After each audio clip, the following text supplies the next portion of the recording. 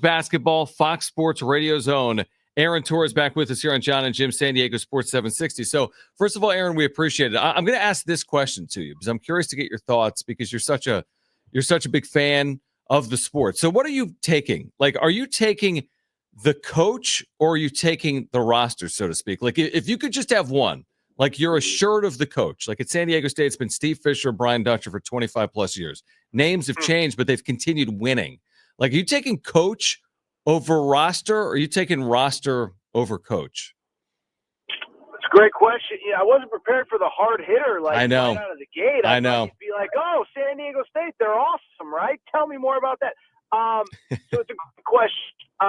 I would say this: there is still a baseline level of talent that you need to win at the highest level to, really compete. Number one seeds, national championships, etc. Mm-hmm. But I would also say that in general, like I would take the coach because, listen, you don't have to really think too hard on this.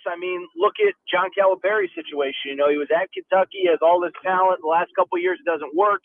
He goes to Arkansas. I was a believer. Oh, he just needed a fresh start. No, he kind of looks like the exact same coach that he was the last 3 or 4 years at Kentucky. So, you do need, again, you look at any national championship caliber team, they have, like I said, a baseline of NBA talent. Even the San Diego State team a few years ago, Keyshawn Johnson's getting his cup of coffee.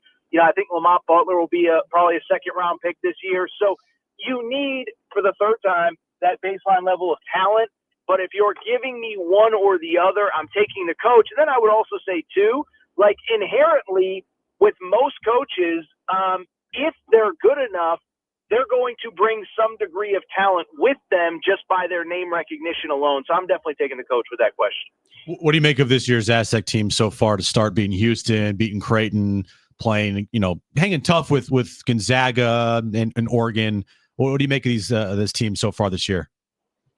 Yeah, listen, I'm very impressed because I think the last really 3-4 years, you could just look at so many big returning names that were year over year familiar faces. The guys that I mentioned, Matt Mitchell. You just go so many different guys that were just in this program for 3, 4, 5, and even 6 years over the years. And obviously that national championship runner-up team was a bunch of 5th, 6th-year guys that everybody knew the names of. And so I only bring it up because I'll be honest, I know a Nick Boyd from the Florida Atlantic days. I remember Miles Bird playing limited minutes last year, but I'd be lying if I said that, I knew this roster front and back and that I had crazy high expectations coming into the year. As a matter of fact, I kind of thought, okay, is this maybe the bridge year where you have to take the step back so you can take a step forward next year?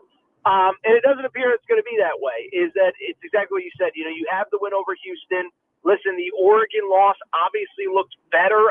Oregon was another team that I wasn't really high on coming into the season, but you beat Alabama on whatever it was Saturday night. It's hard not to say that Oregon is playing like one of the better teams early in college basketball. So all I'll say is, in Dutch we trust. And, I think early on, it seems like it's just business as usual. The names change on the court, but to John's original question, the guy on the sideline has stayed the same, and the winning appears to be continuing as well. Yeah, they're almost unique, Aaron. And, you have the perspective of the national college basketball scene, but can you think of a program in America that's similar in terms of the way they do it? As in, San Diego State doesn't routinely lure in top 100 recruits. I think there was a stat during the Players Era Festival that Farrell Compton, one of their freshman forwards, is their first technical top 100 ESPN recruit since 2005. So they find their players, defense first, chip on shoulder, long, play multiple positions, right? Do multiple things well. Is there a comparable program to San Diego State nationally that does it that way, under the radar, not with, top 50 caliber recruits, yet wins consistently like this? Well, I'll get to that second part in a second, but I think the first part that's really impressive to me is the retention element of it. Listen, it's easy to go into a kid's home and say, listen, man, I know you're a 2-star. We believe in you, even if some other schools don't. But it's a lot harder when that kid is playing 6 minutes a game as a freshman, comes back as a sophomore, is maybe playing, 10, 12 minutes to convince him, hey, come back as a junior, come back as a sophomore. Listen, again, everybody has the best of intentions in recruiting. I think when you're 18 years old, hey, the opportunity to go play at San Diego State, yeah, sure, I can basically take a redshirt year. I can take a year or two to really develop. But when you're in that moment, in that element, it becomes a little bit harder because we see it every year is players get recruited. You think you're going to have them for 2 or 3 years, and then after a year they're not playing, they decide to leave. And so to me, that's what's the most impressive part is, again, a Miles Byrd, a guy that's, guys that have been in the program, not just been in the program, but haven't played big roles that trust the staff and trust in the process. And as you laid it out, John, there really aren't a ton of programs like that. This would be certainly a significantly less extreme example, but I do think that is one of the things that Dan Hurley has done a lot of things well, even though he's, for some reason, well, for an obvious reason, been, scorned the last week or so. But what he's done really well, I don't think people realize this. Donovan Clingan was a fringe top 50 recruit. He was a top 10 pick last year. Jordan Hawkins was a top 50 recruit, a fringe top 50 recruit. He ends up being a lottery pick. Now, some of those guys obviously were recruited during the COVID years where it was a little harder to evaluate in person, but it doesn't change the fact that really up until they got Steph Castle last year, and even when Steph Castle committed, he was kind of a 4-star, fringe top 30, top 40 prospect, and he blew up his senior year.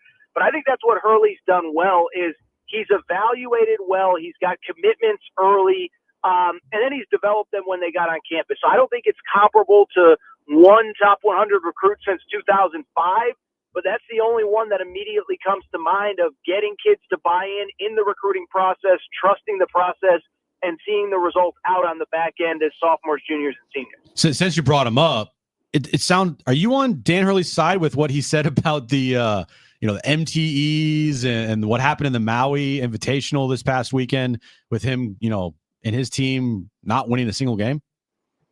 Well, listen, I thought personally, and I am a UConn alum, I always preface it, I am a UConn alum. I thought the whole narrative was overblown. I think it was people were looking for something to talk about. It was a Tuesday, it was a Wednesday, Now listen, he cost them the Memphis game. There's no doubt about that. But, the guy that, people felt the need to write columns about how, this is the darkest day in the history of college basketball, and I'm being a little bit hyperbolic, but you get the point. It's like, those are the same people that were calling him a genius 6 months ago and saying that he was leaps and bounds ahead of everybody else. So I don't listen.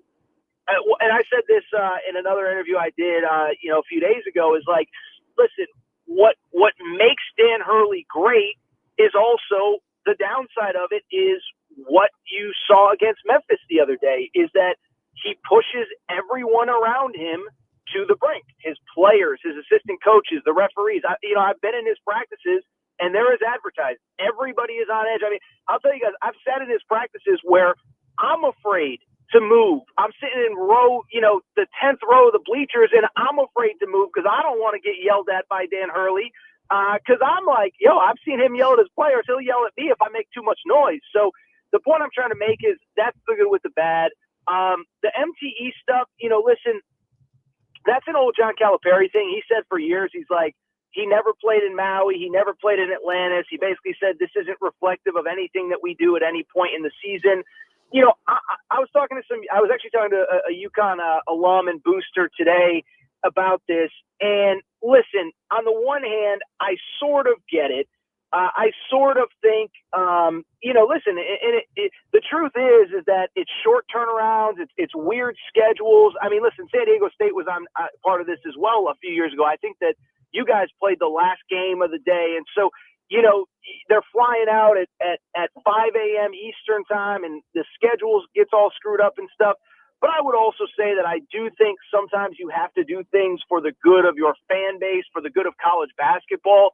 And Maui is just so kind of entrenched in college basketball that, like, it'd be a real shame as a UConn alum, I couldn't get there this year. It was like, I kind of was like, well, next time they go, I might have to go check it out because I've never been to that tournament. And so obviously I can still go and the event's going to go on. But I would be disappointed if he really did stay away from the major MTEs. Now, I'm not saying he has to go to some podunk, tournament and, I'm not going to name a place, but you know which ones I'm talking about that matter and the ones that don't. And again, as the face of college basketball, I hope that somebody talks some sense into him of, hey, once every 4 years, it's not the end of the world to play. If the worst thing that happens to you over a 4-year stretch is you got to go play 3 games in 3 days in Maui, life's going pretty good for you guys. Yeah, having been fortunate enough to travel with San Diego State there 2 years ago, it's incredible. And San Diego State went one. And by the way, there's lessons to be learned there. The way he's talking about it, and listen, I shouldn't tell Dan Hurley how to coach. I mean, he's been remarkable at UConn, but the way he positioned it, like we went 0-3, we're not going back. San Diego State went 1-2 in that event and played UConn later that season in a national championship game. There's something that can come from that, even if it doesn't go your way, which segues me to my final question, Aaron, which is this. Is the future of college basketball this time of year more events like the Players Era Festival that San Diego State just played in that's going to give them $1.15 million to their collective? Is that now, is the next Maui Players Era because revenue is driving the bus everywhere? It's the biggest question, for the people who care about this stuff, it's a huge question. I was in Vegas for about, a day or so last week, a little time. I have family out there. We spent our holiday out there. I wasn't able to get to the Players Era Festival. I did go to Duke, Kansas. But obviously when I was at Duke, Kansas, that tournament, the Players Era had started that day. And I talked to people who had gone over. And listen, I'm sure a lot of your audience was there and can give better firsthand experience than I can. All I will say is I am dubious that, that event is reportedly going to 16 teams next year, up from 8. And obviously, look, someone is fronting the money to the teams. I just don't know how you're going to be able to turn a profit. And anybody who's an investor in anything, at some point you expect to turn a profit and you want to turn a profit. And I can just speak from my own personal experience working for major media companies throughout my career. And I'm sure you guys have probably experienced similar is, you get a new boss or a new this or a new that. And it's, oh, hey, go try this, go travel there, go do this, go do that. And then by year 2, year 3, it's like, if you're not turning a profit, hey, we might have to have some conversations. And so to go to 16 teams next year, obviously we would assume that they're going to double the prize pool. I just don't know how you're coming up with money where you eventually turn a profit on this thing. And so I'm a little more dubious on it than most, but everybody that was there said it was a great event. Again, I know it's expanding for at least 1 year to 16 teams next year. But to your point, John, everything in college sports right now is finding creative ways to create revenue. And so people are going to keep trying stuff like this because that is right now the name of the game in college sports. Aaron, always appreciate the perspective. Yeah, from San Diego State's perspective, it works out beautifully. I mean, being in the West, hour flight, home away from home, getting money, playing big-time opponents, but not playing in a power league. I mean, you get everything you want if you're San Diego State, but it's a good point. I mean, will that money be there moving forward? John, were you the one that wrote that $8 million check? That's my only question. I didn't. It's great when it's somebody else's money. Listen, it was a great, I couldn't watch it as closely. It was a great watch. I'm sure it was a blast for San Diego State fans that went.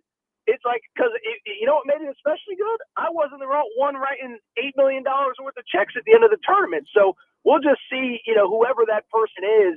I just don't know. Can you make that much money in that short of amount of time on ticket sales and media stuff? I don't know. Maybe you can. And maybe in 3 years, we're talking about this as you said, John, the present and future of MTEs. I'm just not totally sold right now.